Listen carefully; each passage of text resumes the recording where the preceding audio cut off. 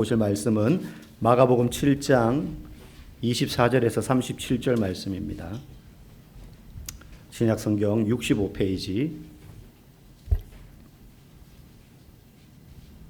마가복음 7장 24절에서 우리 37절까지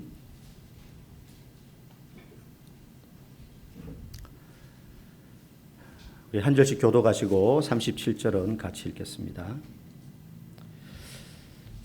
예수께서 일어나사 거기를 떠나 두로 지방으로 가서 한 집에 들어가 아무도 모르게 하시려 하나 숨길 수 없더라.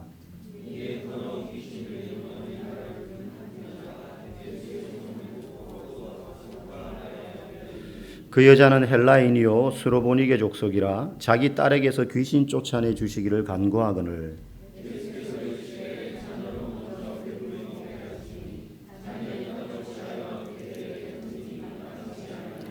여자가 대답하여 이르되 주여 올소이다마는 상아래 개들도 아이들이 먹던 부스러기를 먹나이다.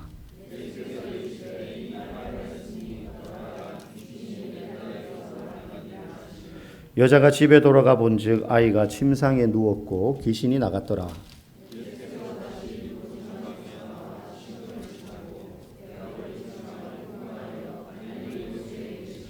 사람들이 귀먹고 말 더듬는 자를 데리고 예수께 나와 안수하여 주시기를 간구하거늘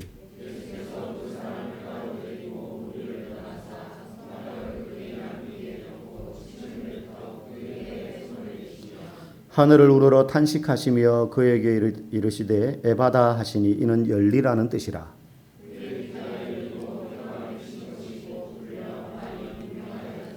예수께서 그들에게 경고하사 아무에게도 이르지 말라 하시되 경고하실수록 그들이 더욱 널리 전파하니 사람들이 심히 놀라 이르되 그가 모든 것을 잘하였도다. 못 듣는 사람도 듣게 하고 말 못하는 사람도 말하게 한다 하니라. 아멘. 은혜 앞으로라는 제목으로 말씀을 전하겠습니다. 여러분 생일이나 기념일이 되면 사람들은 서로 선물을 주고받습니다. 아마 성탄절 되면 아마 자녀들은 선물을 기대할 거예요. 저희 집도 성탄절이 되면 선물을 이렇게 줍니다. 이제 저희 부부가 아이들을 위한 선물을 이렇게 준비해놨다가 포장을 해서 집에 있는 트리 밑에 이렇게 놔둬요. 그러면 이제 아이들이 성탄절 예배 아니면 크리스마스 이브 예배를 마치고 집에 오면 이제 트리 밑에 있는 선물을 보고 애들이 와 하면서 이제 하나씩 뜯어보는 그런 재미가 있었죠. 어릴 때일수록 더 그랬어요. 근데 크면 클수록 아시다시피 저희 집에 자녀가 4명 아닙니까? 이 부담이 많이 됩니다. 뭐 사탕, 과자 이런 거 줄 수가 없잖아요. 크면 클수록. 뿐만 아니라 뭐 생일이 되면 또 이렇게 카드를 쓰거나 편지를 쓰거나 선물을 주고받습니다. 아마 여러분들도 그렇게 하실 거라고 생각을 해요.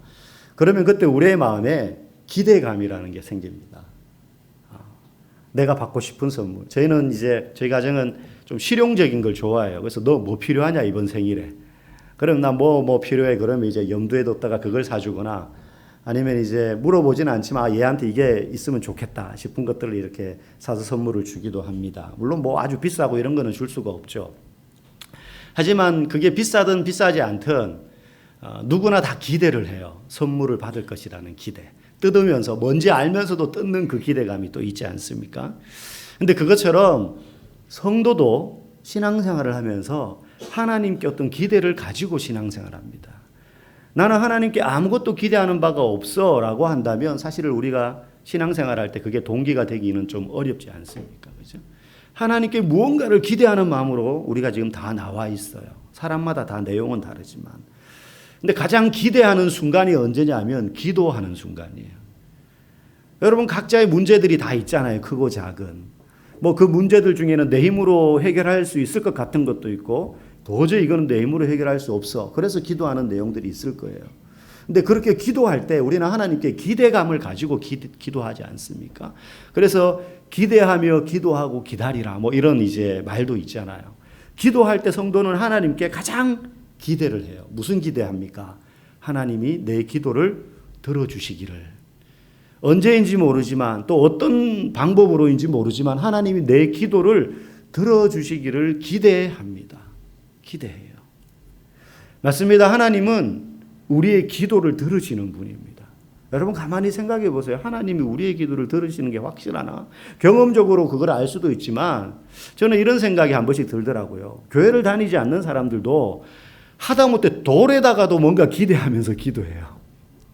우리 등산 가다 보면 이렇게 돌 위에 돌을 쌓아놓은 돌탑들이 있잖아요. 그게 누가 만들어 놓은 게 아니라 지나가면서 사람들이 하나씩 올려놓다 보니까 그렇게 된 거 아닙니까? 사람들 마음속에 얼마나 종교성이 강하냐면 그 산길에 뿌려져 있는 돌멩이 하나를 그 위에 올리면서도 뭔가 기대를 해요. 그 돌이 뭐라고? 아무것도 아닌데. 아무것도 아닌데. 하물며 하나님께 기도하는 성도가 어떻게 기대하지 않고 기도할 수 있겠습니까? 기도한단 말이에요. 적어도 그 돌보다는, 그 돌에게 기대하는 것보다는 더 큰 기대감을 가지고 기도한단 말이에요. 그런데 대부분의 성도들이 무작정 하나님께 기대하면서 기도하지는 않습니다. 저와 여러분들에게는 하나님이 주신 양심이라는 덩어리가 이 안에 있어가지고요. 기도하면서도 내가 그냥 아무 한 것도 없이 기도만 할 수는 없지 않나. 그래서 하나님이 원하시는 삶을 살려고 나름 노력을 하면서 기도한다는 거예요. 교회 와서 이런저런 봉사도 하고 또 헌금도 하고 예배도 드리고 순종도 하고 그러면서 마음속에 이제 내가 어려움이 생기면 기도하는데 그 마음속에 이런 마음이 있어요. 가만히 살펴보면 저만 해도 그런 마음이 있을 때가 있는데 내가 이 정도 하나님 앞에 열심히 신앙생활하고 열심히 봉사하고 헌신했으니까 하나님 이제 내 기도 들어주셔야 되는 것 아닙니까? 내가 이만큼 했으니 이제 내 기도 들어주시고 내 문제 해결해 주셔야죠 라는 기대감을 가지고 하나님께 기도한다는 거예요. 그런데 만약에 우리가 열심히 신앙생활을 하는 목적과 동기가 내가 이렇게 열심히 하나님을 위해서 무언가를 했으니 하나님이 나의 기도를 들어주셔야 돼. 내가 이렇게 했으니 하나님은 내 기도를 들어주실 거야 라는 것이 만약에 우리의 신앙의 동기가 된다면 사실 우리가 하나님께 기도하는 건 저 산에 가서 돌에다가 빌고 바위에다가 빌고 이상한 형상에다가 비는 것과 다를 바가 없는 우상숭배와 같은 행위라는 거예요. 우리가 기대감을 가질 수는 있지만 그 기대감 속에 내가 이렇게 열심히 주를 위하여서 뭔가를 했으니까 하나님은 내 기도 들어주셔야지. 이런 마음으로 우리가 기도한다면 그것은 그냥 돌에다가 빌고 나무에다가 비는 교회 다니지 않는 일반 사람들이 무엇인가에 기대하고 비는 것과 사실은 똑같은 마음이라는 거예요. 하나님은요, 우리의 기도를 들어주셔야 될 의무가 있는 분이 아니에요. 하나님은요, 내가 하나님을 위하여 노력한 대가만큼 내가 하나님을 위해서 이만큼 노력했으니 하나님 나에게 그만큼 빚을 지셨어. 그러니 내 기도를 들어주시는 것이 나에게 진 빚을 갚으시는 거야. 그렇게 여김받는 하나님이 아니십니다. 여러분, 우리가 기도하는 이유는 하나님과 대화하는 것이고 하나님과 교제하는 것입니다. 우리가 누군가 대화하고 교제하면 그 사람의 생각과 마음의 뜻을 알게 돼요. 처음 만난 사람이지만 그 사람과 시간을 보내고 이야기하고 교제하다 보면 그 사람의 생각이 뭐고 이 사람이 중요하게 여기는 게 무엇이고 이 사람이 나에게 바라는 것이 무엇인지 알게 되잖아요. 그럼 거기에 맞춰가잖아요. 그 사람과 교제를 계속 지속시키고 싶다면. 오늘 보고 말 사람 같으면야 뭐 그런 거 알 필요도 없어요. 근데 하나님과 성도의 관계는 오늘 보고 말 관계가 아니라는 거죠. 하나님과 우리는 평생 동안 같이 가야 되는데 기도는 그렇게 하나님과 대화하면서 하나님께서 나에게 원하시는 바가 무엇인지 그 뜻을 알아가는 과정이 기도예요. 그러니 기도는 내가 원하는 것을 하나님 앞에 막 요청해서 하나님 내가 이만큼 수고하고 헌신했으니까 지금 내가 하나님 앞에 요청하는 거 아시죠? 1번, 2번, 3번 이거 들어주셔야 돼요 하는 게 기도가 아니라 기도하면서 하나님이 나에게 원하시는 뜻이 무엇인지 알아서 그 뜻에 내 삶을 맞추고 주님께 순종하는 길로 나아가도록 하는 것이 기도의 목적이라는 거예요. 그러니 여러분들이 우리의 연약함과 아픔을 두고 기도하지만 단순히 낫는 것이 목적이고 성공하는 것이 목적이고 평안하게 되는 것이 잘 사는 것이 목적이 되어서는 안 되고 하나님 앞에 나의 이 형통하는 삶 기도가 응답됨을 통하여서 어떻게 하면 하나님이 원하시는 삶을 살까? 거기에 맞추어가고 조정하는 것이 기도의 과정이라는 것입니다. 내가 원하는 것을 얻어내는 것만이 기도는 아니라는 거예요. 여러분 구약의 이스라엘 백성들은 하나님 앞에 나아가려면 한번 나아가려면 이제 제사를 드려야 되는데 제사 드리기 전부터 많은 준비 과정이 있어요.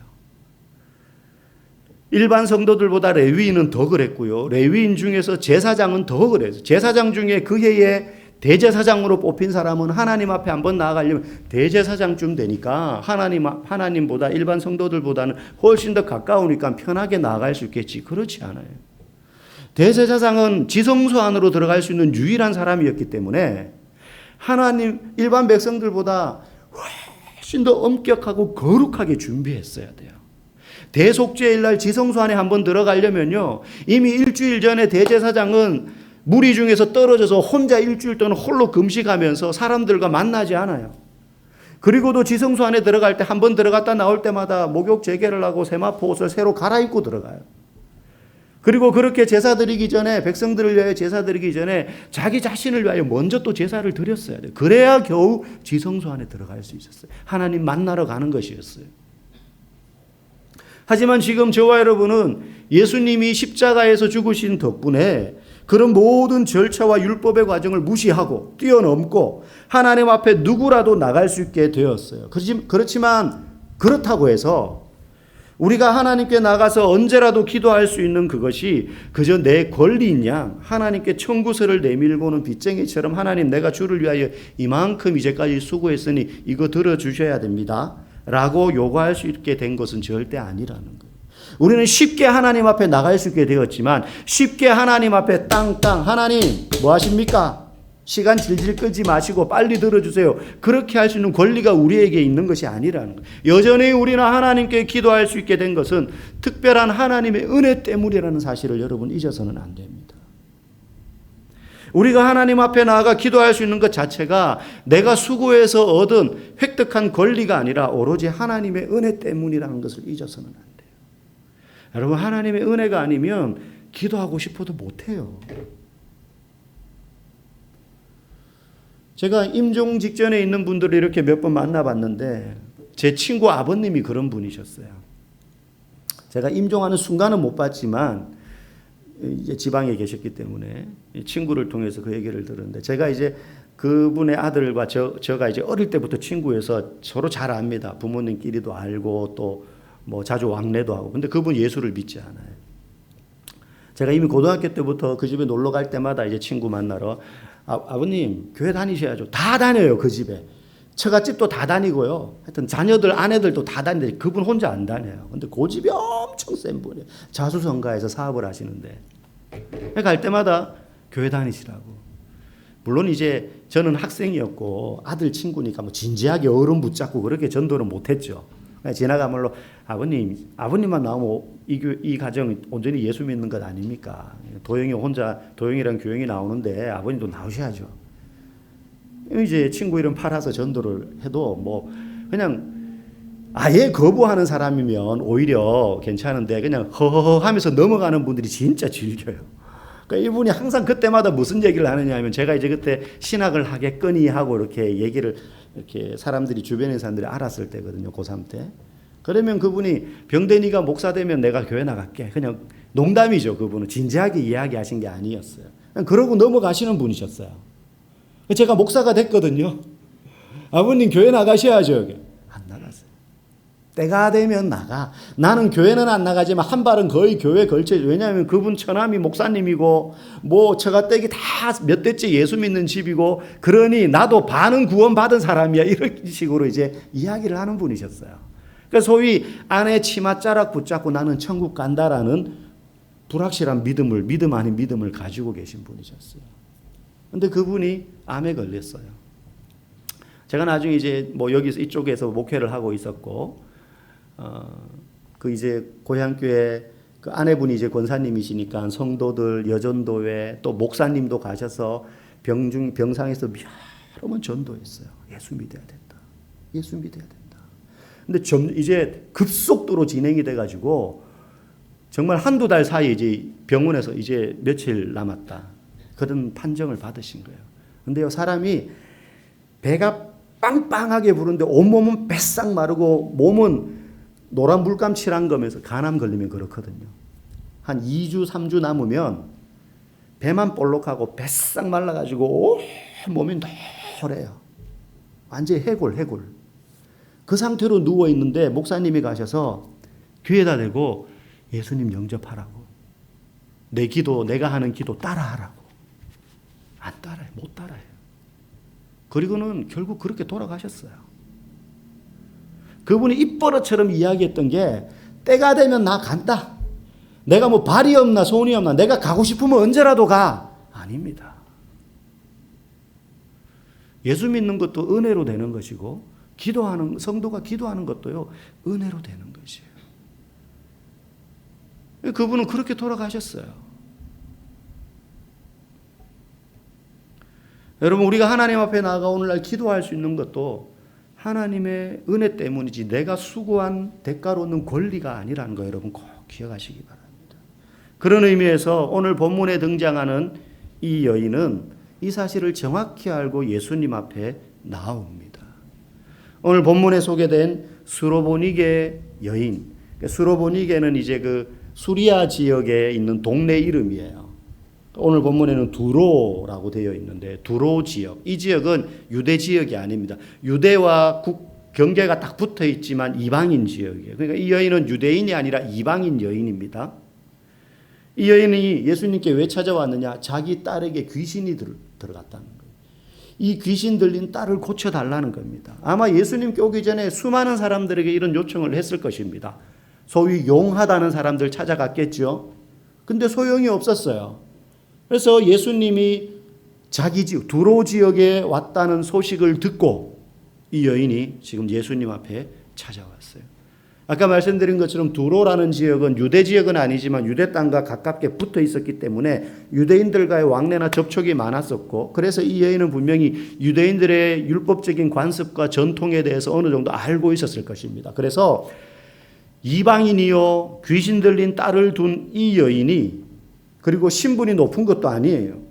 그런 여인이 소위 선생님 랍비로 그 당시에 취급받던 유대인 남자 예수님 곁에 다가갈 수 없다는 사실을 여인은 잘 알고 있었을 거예요. 오늘 본문에도 말하지만 이방인을 개취급하는 유대인들의 관습과 전통 이 여인 잘 알고 있었을 것입니다. 그럼에도 불구하고 예수님께 나아갑니다. 그래서 자기의 기도 제목을 이야기하죠. 내 딸이 귀신 들렸습니다. 주님 고쳐주십시오. 고쳐주십시오. 사실 예수님에게는 병을 고쳐주시는 거나 귀신을 내쫓는 것이나 별반 다를 바 없어요. 별반 다를 바 없어요. 그런데 어려운 일도 아니고 힘든 일도 아니고 뭐 과정이 복잡한 것도 아닌데 예수님이 이 여인에 대해서 어떻게 반응하시느냐. 27절에 보니까 예수께서 이르시되 그 여인에게 말하는 거예요. 눈앞에다 두고 자녀로 먼저 배불리 먹게 할지니 자녀의 떡을 취하여 개들에게 던짐이 마땅하지 않다. 이게 무슨 말입니까? 모욕처럼 들리잖아요. 너는 개 같은 여인인데 내가 너한테 왜 혜택을 주냐 이거예요. 유대인들은 이방인을 물론 개처럼 여겼습니다. 지금 예수님이 이 여인의 막 자존심을 짓밟기 위해서 이런 말씀을 하시는 거냐. 여기서 자녀의 떡을 취하여 개들에게 던진다 할 때 이 개는 그냥 길거리 돌아다니는 들개가 아니라 그 개라는 단어는 애완용 강아지를 말해요. 오늘로 말하면 반려견이 반려견. 높은 귀족들 그런 사람들 반려견을 키웠단 말이죠. 집에서. 예수님 지금 이렇게 말씀하시는 거예요. 너는 가족의 식사 예절도 모르냐? 밥 먹는데 아무리 강아지가 귀여워도 키우니까 자녀가 먼저 먹고 나서 강아지를 먹이지 어떻게 강아지에게 먹을 것을 먼저 주냐. 사실 이 말씀이 오늘날 우리한테는 크게 와닿지 않는 것 같아요. 왜냐하면 자녀보다 개에게 밥을 먼저 주는 분들이 많으시잖아요. 남편 밥은 안 챙겨도 개 밥은 챙긴단 말이에요. 요즘 강아지가 상전인 집들이 꽤 있습니다. 저희 동네도 보면 저녁에 산책 나가면 한 절반은 개를 끌고 다니고요. 할머니가 손녀를 유모차에 태우고 나왔네 싶어서 보면 개가 타고 있어요. 여러분 남자가 50대가 넘으면 이사 갈 때 가장 먼저 남자가 챙기는 게 뭔지 아십니까? 남편이 이사 갈 때 가장 먼저 챙기는 거. 비상금 이런 게 아니에요. 강아지를 제일 먼저 챙깁니다. 왜 그런 줄 아세요? 아내가 이사 갈 때 남편은 안 챙겨도 강아지는 꼭 챙긴다는 걸 남편들이 알거든요. 그래서 강아지를 내가 붙잡고 있어야지 나를 챙긴다. 안 그러면 어디로 이사 가는지도 안 가르쳐 준다. 버리고 갈까봐. 뭐 실제 그렇지는 않겠지만 그만큼 요즘은 개권이, 견권이 인권보다 더 높아진 시대가 아닌가 싶을 때가 있습니다. 예수님이 지금 이 여인의 인격을 짓밟거나 무시하기 위해서 말씀하시는 게 아니에요. 이 사건을 기록하고 있는 마태복음 15장 24절에 보면요. 나는 이스라엘의 잃어버린 양 외에는 다른 데로 보냄을 받지 않았다. 이 말씀이 덧붙여져 있어요. 예수님은 이스라엘 백성을 구원하는 사역에 먼저 집중하신다는 거예요. 지금 시기가. 예수님은 저 멀리 외국으로 나가서 복음을 전한 적이 없어요. 그 일은 나중에 사도들이 맡아서 할 일들이었어요. 예수님 그걸 너무 잘하셨어요. 예수님 자신은 이 유대 땅에 와서 이 유대 백성에게 하나님 나라 복음을 전하는 것이 구약의 모든 선지자와 왕과 제사장들이 예언한 예언을 이루는 것이다라는 사실을 지금 말씀하시는 거예요. 그러니 예수님은 지금 이 여인에게 뭐라고 이야기하시느냐? 아직은 네 순서가 아니다. 먼저 이스라엘에게 그리고 나중에 이방인들에게 전해질 거야. 그때 이 여인이 말합니다. 압니다. 자녀의 떡을 취하여 개들에게 던지는 것이 마땅하지 않다는 걸 압니다. 그러나 그 부스러기라도 이렇게 말하잖아요. 여인이 지금 이렇게 말해요. 저도 알아요. 아직 제 순서가 아니라는 거. 자녀가 먼저죠. 어떻게 개한테 먼저 주겠습니까? 참 이 여인은 맞습니다. 저는 개와 같은 취급을 받을 만한 사람이에요. 그래서 제 순서가 아니라는 거 알아요. 그러나 저는 지금 그 은혜의 부스러기라도 필요합니다. 저는 너무 갈급합니다. 저는 지금 그 은혜의 부스러기라도 마치 예수님이 사람들에게 에워싸여 가는데 예수님의 옷자락이라도 만지면 자신의 병이 나을 줄 믿고 그 옷자락을 만졌던 혈루증 앓던 여인과 같은 마음으로 우리가 지난 시간에 배웠잖아요. 저도 압니다. 지금 제 순서가 아니라는 거. 그런데 제 지금 상황이요. 예수님 그 은혜의 부스러기 자녀에게 주다가 부스러기 떨어지는 것 그것만이라도 저에게 좀 주십시오. 필요합니다. 겸손하면서도 담대한 태도에 겸손하면서도 예수님의 그 여인의 고백을 듣고 29절에 보니까 네가 이 말을 하였으니 이렇게 말해요. 이 말을 하였으니 이게 좀 우리식 번역으로는 좀 모호하잖아요. 이걸 조금 더 쉽게 풀면 네가 좋은 대답을 했다 이 뜻이에요. 네가 정말 좋은 대답했다. 어떤 번역본에 보면 정말 놀라운 대답이구나. 정말 놀라운 대답이구나. 여러분 예수님의 은혜는 너무나 풍족해서 이 여인에게 나누어 주고도 충분한데 여인은 그걸 기대하고 지금 나온 거예요. 예수님의 은혜와 능력은 그저 이 정도에 국한되는 게 아니지 않습니까? 그 은혜의 부스러기만이라도 저에게 떨어진다면 저는 그걸로 족합니다. 그걸로 족합니다.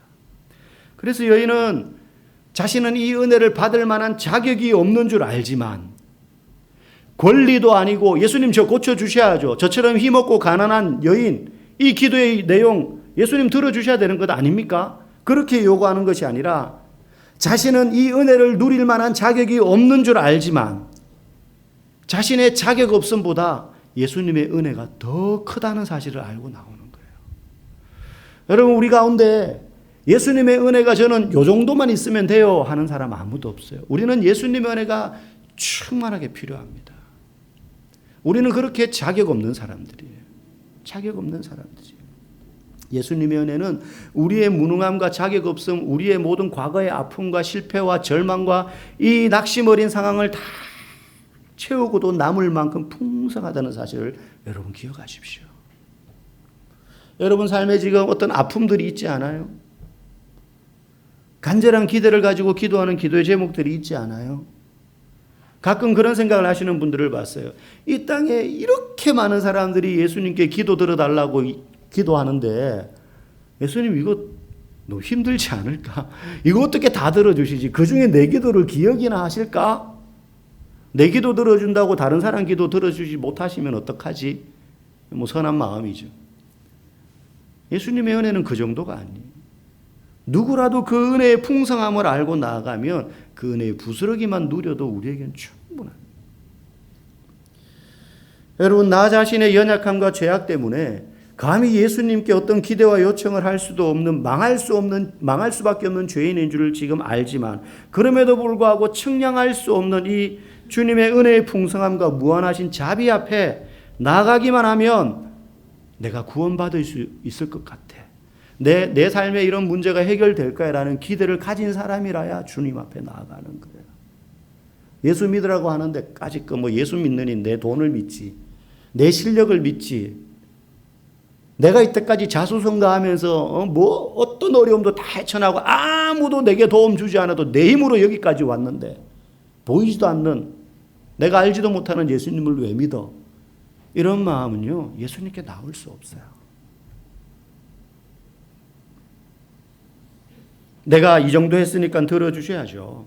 이제 시간 그만 끌고 나에게 이제 이 이상의 헌신과 희생은 요구하지 마시고 이제 기도나 들어주세요가 아니라 주님 앞에 그 은혜를 누릴 만한 자격이 저는 없지만 내가 주를 위하여 이렇게 헌신하고 수고했음에도 불구하고 이 수고와 헌신이 예수님께 무언가를 요구할 만한 어떤 지렛대가 되고 요청할 만한 자격을 줄 수 없다는 사실을 알고 그분의 은혜에만 의지하고 나가는 사람이 예수님의 은혜를 맛볼 수 있는 것입니다. 여러분, 우리 가운데 과거에 좀 잘 나간 사람들이 있을 겁니다. 한참 잘 나간 사람들이 있을 거예요. 저희 집안에도 그런 어른들이 계세요. 잘 나갔어요. 뭐 돈을 물 쓰듯이 쓰는 거죠. 뭐 빌려주고 받을 생각도 안 해요. 사업하니까 뭐 매일 현금이 막 들어오니까. 주님 앞에 나아가는 사람은 자신의 처지와 상관없이 내 연약함을 알고 그분의 은혜가 아니면 나는 살 수 없습니다. 이 사실을 아는 사람이 은혜의 강물에 들어가는 것입니다. 은혜의 강물에 들어가는 것. 여인은 그런 분명한 목적과 의지를 가지고 예수님께 나아갔고 그 필요의 체험을 받았어요. 맞습니다. 저는 개와 같습니다. 저는 그 은혜를 지금 누릴 순서도 아니고 자격도 없음을 알아요. 그러나 저에게 부스럭이라도 주시면 감사하겠습니다. 이 여인이 응답을 받고 그 다음에 한 사람이 나오는데 이번에는 병자가 예수님께 나옵니다. 우연히 예수님을 만난 한 사람이죠. 이 사람의 상태는 귀가 먹고 말을 더듬습니다. 그러니까 청각장애, 언어장애가 있는 사람이에요. 정상적인 의사소통이 불가능합니다. 아마 이 사람은 예수님이 어떤 분인지 잘 몰랐을 거예요. 그런데 예수님이 그를 고쳐주시는데 모든 복음서에 예수님이 병자를 고쳐주시고 귀신을 내어쫓는 뭐 어떤 장면보다 독특하게 이런 장면이 두 개 나오는데 실로암 목가에 그 소경의 눈을 고쳐주실 때 침을 뱉어가지고 흙을 이겨서 눈에 바르셨는데 그에 못지않게 오늘 장면도 독특하십니다. 무리 가운데 있는 그를 무리에서 떼어서 데리고 나가요. 그리고는 손가락을 그의 양 귀에 넣어서 여러분 한번 그림을 그려보세요. 예수님이 그 사람을 무리 중에서 데리고 나와서 이 귀 먹고 말이 어눌한 사람 예수님이 손가락을 그의 양 귀에 꽂아요. 생각만 해도 약간 이렇게 되는데 귀에 꽂습니다. 그리고는 침을 손에 뱉어서 그의 혀를 혓바닥 내밀어 봐 해가지고는 아마 혀에 이렇게 예수님 아무래도 침이 용한가 하여튼 침을 잘 쓰시는 것 같아요. 이렇게 혀에 이렇게 침을 바르셨어요. 말씀만으로 풍랑을 잠잠케 하시고 한 번 명하실 때 군대 귀신들까지 쫓아내시고 죽은 야이로의 딸을 살리신 분이 왜 이렇게까지 하실까? 예수님이 이 귀먹고 말 못하는 이 사람을 무리 밖으로 떼어놓으신 것은 여러분 생각해 보세요. 그가 이제까지 살면서 그런 몸 상태를 지니고 얼마나 많은 무시를 당하고 얼마나 놀림을 당하고 얼마나 많은 따돌림을 당했겠어요. 예수님이 그를 무리로부터 떼어놓는 거예요. 그 아픔을 이해하시는 구경거리가 되게 하지 않겠다. 그의 상처를 깊이 이해하시는 거예요. 그리고 그의 귀와 입을 만지는 건 요즘으로 말하면 일종의 수화예요. 수화. 내가 먼저 알아듣지를 못하잖아요. 그렇다고 지금처럼 뭐 이런 수화가 있는 게 아니잖아요. 그 당시에. 예수님 지금 이렇게 표현하시는 거예요. 얘야, 내가 지금 먼저 너희 귀를 치료하겠다. 너희 귀를 뚫어내겠다. 그래서 손가락으로 귀를 이렇게 대시는 거죠. 두려워하지 마라. 그 다음에는 혀를 내밀어 봐. 너 말하지 못하는 그 상태를 내가 혀를 풀어서 치료하겠다. 그러니까 일종의 신호죠. 알려주는 거예요. 당황하거나 놀라지 마라. 그리고 하나님만을 바라보자. 예수님은 어떤 병자를 고쳐주실 때에도 사람들이 줄 서서 기다리는 유명한 종합병원 의사처럼 하시지 않았습니다. 매우 친절하시고 매우 신중하시고 인간적이고 배려하시는 분이셨어요. 오늘 본문에 보면 이 고침받은 환자의 상태가 귀 먹고 말 더듬는다 그랬어요.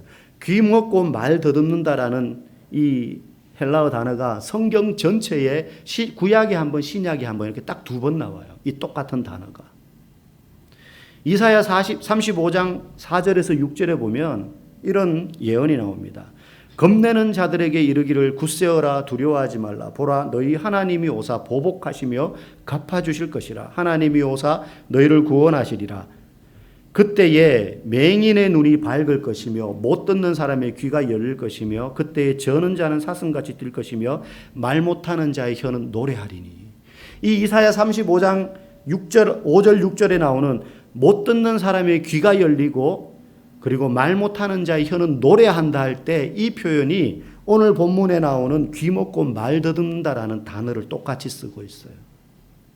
지금 이사야 35장의 예언의 말씀은 누가 와서 이렇게 하신다는 거냐? 메시아 대신 예수님이 오셔서 말 못하는 자의 혀는 노래하고 그리고 못 듣는 사람의 귀는 열리게 되고 맹인의 눈은 밝아지고 저는 자는 사슴같이 뛰도록 그분이 오셔서 이 일을 하실 거야 라고 이사야 선지자를 통해서 예언하는 내용인데 그 예언이 누구를 가리킵니까? 예수님을 가리키는 거예요. 예수님은 이사야의 그 예언이 자기를 가리킨다는 사실을 분명히 알고 계셨어요. 그래서 귀 먹고 이 말 못하는 어눌한 자를 고치시는 거예요. 고치시면서 그 구약의 예언이 바로 나를 통하여 이루어지고 나를 가리키는 예언의 말씀이다라는 사실을 지금 이 환자를 고치시는 걸 통해서 가르쳐 주시는 것입니다. 여러분, 은혜의 부스러기라도 구하는 이 이방인 여인의 기도를 들으시고 귀 먹고 말 듣는 자를 고쳐주신 이 예수님은 이 이방인 여인과 같은 우리, 아니 그보다 더 악하고 이 귀 먹고 말 더듬는 자처럼 예수님을 왕으로 메시아로 부르지도 못하던 죄인인 우리를 고치시기 위해서 그분은 바닥까지 낮아지셨어요. 우리를 위하여. 여러분 여기 앉아있는 저와 여러분들이 이 이방인 스로보니게 여인이었고 그리고 귀 먹고 말 더듬는 이 환자와 같은 사람이었어요. 우리의 영적인 상태가. 그리고 예수님은 심지어 우리와 같은 처지가 되었어요. 십자가 위에서 하나님의 아들이신데도 불구하고 부스러기 은혜조차 맛보지 못하고 상에서 완전히 내침을 당하셨어요. 개보다 못하다고 여기는 이 여인조차 부스러기 은혜를 맛보았지만 예수님은 십자가 위에서 완전히 내침을 받으신 분이세요. 그러나 덕분에 하나님의 자녀가 아닌 우리가 하나님의 자녀가 되어서 그 주인과 함께 아버지와 함께 상에 앉아서 천국의 잔치를 맛볼 수 있게 되었다는 거예요. 아무도 예수님의 말씀에 귀 기울이지 않았어요. 오직 예수님의 은혜로 우리의 혀가 풀려서 그분을 왕이라 부를 수 있도록 하셨고 그분은 오히려 매 맞으시면서도 침묵하시는 벙어리가 되셨어요. 여러분 혹시 우리 가운데 나는 복음이 필요 없어, 나는 예수님이 필요 없어라고 생각할 만큼 혹시 바르게 사신 분 계십니까? 내가 지금 교회에는 마지못해 나오지만 나는 그렇게 지옥에 갈 만큼 내가 죄 지은 거 아닌데 나는 충분히 구원받을 만한 자격이 있는데 라고 생각하시는 분 혹시 계십니까? 아니면 혹시 나는 그 사랑을 받을 수 없을 만큼 무가치한 존재야 라고 생각하는 분 혹시 계십니까? 물론 우리는 모두 그 은혜를 받을 만한 자격이 없는 사람들이지만 이 복음이 필요 없을 만큼 교만하거나 그 사랑을 받을 수 없을 만큼 무가치한 존재라고 생각할 필요가 없습니다. 그 교만과 열등감을 예수님이 십자가 앞에서 모두 다 떠안으셨기 때문에 우리는 그 은혜 앞으로만 나아가면 돼요. 은혜 앞으로. 우리 중에 지식의 수준도 다르고 가진 수준도 다르고 처한 환경도 다릅니다. 신앙의 연수도 다릅니다. 여기는 몇 대째 예수 믿는 가정에서 자라나신 분도 계시고 이 중에는 예수 믿은 지 불과 1년도 안 되신 분도 계실 거예요. 아니면 아직 예수님이 누군지는 잘 모른 채 이 자리에 와 있는 분들도 계실 겁니다. 그러나 먼저 된 자가 나중되고 나중된 자가 먼저 되게 하시는 것은 주님의 은혜입니다. 그 모든 사람들이 무엇을 기대하며 이 시간 주님 앞에 우리가 나아가야 되느냐? 저는 주님의 은혜가 필요한 자입니다. 부스러기 은혜라도 저에게 주십시오. 그 간절한 마음의 기대와 소원을 가지고 오늘도 이 귀 먹고 말 못하는 갈릴리 사람을 고치시고 이 이방인 여인의 자녀를 고치신 그 주님의 은혜가 여러분 모두에게 풍성히 임하여서 우리의 삶에 막힌 곳이 뚫려지고 그리고 묶인 곳이 풀어지고 그리고 하나님의 은혜가 충만히 삶 가운데 넘쳐나는 그러한 복이 있기를 주의 이름으로 간절히 축복합니다.